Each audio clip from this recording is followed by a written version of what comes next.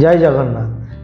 জগন্নাথের কঠিন মহিমা, কারণ জগন্নাথের এত মহিমা যারা গেছেন তারা তো ভালো করে জানেন বাবা জগন্নাথ কত কৃপাময়। তো ঈশ্বরের এমন কৃপা অনেক কিছু দেখা যায়, যেমন একটা সিঁড়ি নির্দিষ্ট জায়গায় গিয়ে সমুদ্রের ওই যে তুমুল আওয়াজ সেটা পাওয়া যায় না, ঠাকুরের কৃপা যেন ডিস্টারবেন্স না হয়। আবার ফ্ল্যাগ পতাকাটা যেটা উড়ে ঠাকুরের, সে পতাকা কিন্তু যেদিকে হাওয়া সেদিকেই উড়ে, মানে বিপরীত দিকে উড়ে না কিন্তু, যেটা নর্মালি হয়।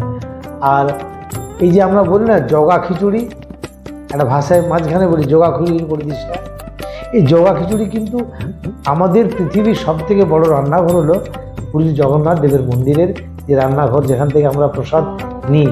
ওখানে যে হাঁড়িটা নিচে থাকে, পরপর হাঁড়ি দেওয়া থাকে, সে শেষের হাঁড়িটা কিন্তু আগে রান্না হয়।